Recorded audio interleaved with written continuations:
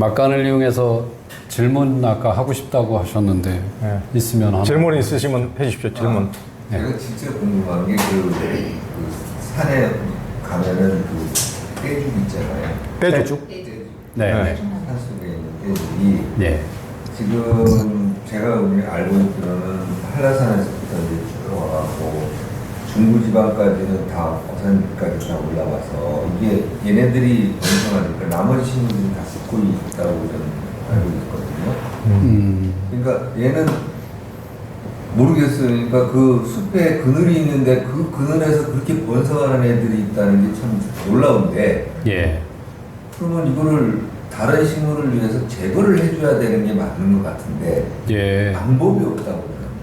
누가 그걸 다른 식물을 위해 제거해줘야 된다는 기준을 세웠는지 매우 우리가 다양성을 위해서 아. 많은 것들을 네. 숟가락질해야 되구나. 아, 참 이게 저는 산에 갈 때마다 야 얘네들은 왜 이렇게 너무 무식한 거예요. 우리나라 저 베스처럼 얘네들만 막 이제 막 번성하고 그러니까 진달 그산 위에 있는 철쭉 같은 것들이 죽어야 다. 예. 좀 그러니까 안타깝더라고요. 예, 그게 사실은 생태 철학의 문제인데 저 같은 경우에는 그걸 부분으로만 놓고 봐서 그렇다. 그러니까 숲에 긴 시간을 놓고 보면 떼죽의 시대가 지금 온 겁니다. 그리고 떼죽의 시대는 멀어질 겁니다. 인간이 그것을 소나무의 시대, 숲은 소나무의 시대가 있어요. 그 빛을 좋아하는 애들이 척박한 땅에 들어가서 소나무의 시대를 이루죠. 소나무의 시대를 끝장내는 녀석들이 누구냐면 소나무 아래서 숨 죽이고 있던 자라지도 못하던 화렵수들이 그걸 견디고 있는 겁니다. 씨앗이. 그러다가 얘들이 올라와서 마침내 소나무의 시대를 하늘을 덮어버리면 소나무는 사라지기 시작하니까. 그러면 소나무는 어떻게 하냐면 솔방울을 열심히 만듭니다. 그래서 더 많은 씨앗을 날려보내려고 하죠. 그래서 나무의사 선생님 계시지만 스트레스가 많으면 소나무들이 솔방울을 많이 만듭니다. 왜 그러냐면 끝나가고 있다는 걸 알기 때문입니다. 이 건불10년이에요. 자연이 가르쳐주는 위대함. 그러니까 떼죽의 시대는 견디다 온 겁니다. 그러니까 이건 계엄을 선포해서 떼죽을 다 절단내겠다. 이건 거의 계엄에 버금가는 사유다. 아니 근데 검찰만 있는 거 아닌가? 그러니까 아니 한라산이나 이런 데 가보면 그런 게 가끔 붙어 있어요. 이게 그 떼죽을 어떻게 제거할 수 있는가 하는 연구를 한다는 거예요. 우리나라 산림청이라는 쪽에서. 예. 근데 그러면은 이제 이거를 인위적으로 이렇게 할 수 있는 방법이 없잖아요. 그러니까 무슨 생태학적으로 이걸 어떻게 해줘야 되는데 예. 그런 방법이 있을까 하는 게 궁금했었죠. 철쭉이 군락을 이루는 시대가 철쭉이 관광 자원이 되면 철쭉만 살려놓고 싶겠죠. 그런데 철쭉이 자연에 의해서 제어되고 철쭉의 시대도 사라지게 돼 있죠. 사라지는 거야. 떼죽에 의해서. 예, 그렇게 되는 겁니다. 그 떼죽의 시대는 또한 다른 생명에 의해서 또 사라지는 예, 또 사라집니다. 이게 자연의 이치입니다. 그런데 그걸 관광 자원화, 산림 자원화 관점에서 보지 않습니까? 그러면 계엄을 선포해야죠. 아니 그러니까 숲에 들어가는 입장에서는 떼죽이 있으면은 들어가기 힘드니까. 그러니까 그건 인간 중심적 관점인 거예요. 네, 인간 중심적. 그런데 창조주 입장에서 보면 그 시간을 그렇게 형성해 둔 거예요. 그러니까 악마의 시대가 있어요. 남자가 여자보다 우월하다고 믿던 시대. 백인이 흑인보다 우월하다고 믿던 시대. 그게 끝나가는 거예요. 그런데 극우가 되면 야, 이건 말이 안 되는 세계야. 계엄을 선포해. 트럼프가 요즘 계엄 준비 중인 것 같아요.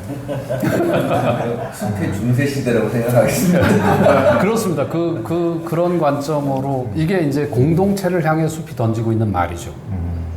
숲이 개별적 삶에 대해서도 메시지를 내고 있지만 무자천서로서 숲을 보면 공동체는 어떻게 가는가? 종다양성은 어떻게 구성되는가? 네, 이건 정말 철학적인 문제인 것 같아요. 좋은 질문이셨습니다. 감사합니다. 네.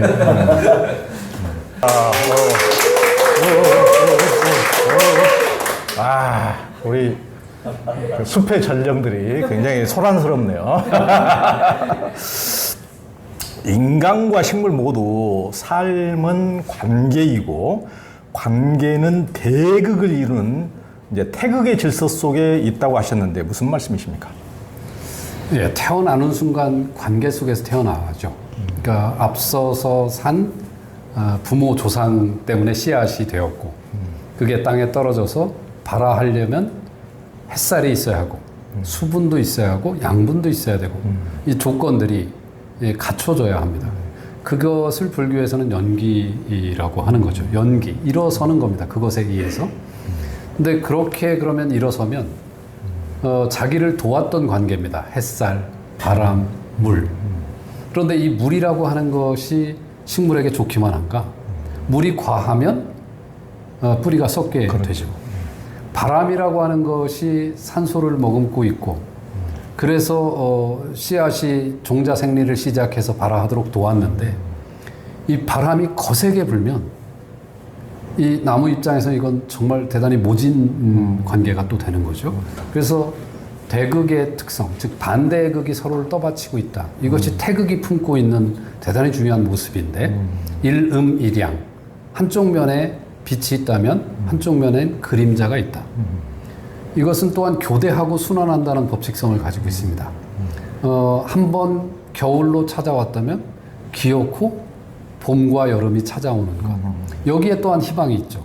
봄과 여름이 찾아오면 나무들은 망설임 없이 달려나가죠.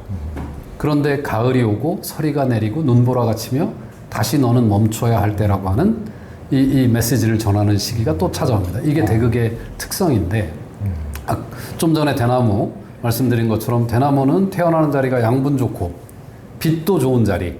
그래서 대단히 이 녀석들이 약은 녀석들이다.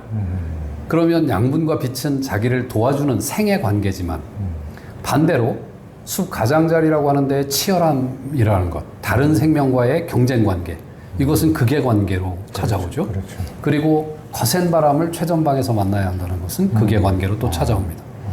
생명이 꼴을 만들고 있는 것은 이 생과 극의 역동 속에서 살아내고 극복해내고 꽃피는 과정에서 만들어진 게 그 생명의 꼴이죠. 이것을 한자로 쓰면 사는 꼴, 생태 이렇게 쓰는 거죠. 그러니까 생태학은 서식지의 로고스를 놓고 삶의 꼴을 들여다보는, 즉 서식지의 법칙 때문에 만나게 되는 생과 극의 관계 속에서 자기를 극복해내며 만든 삶의 모습, 이게 생태인 거죠.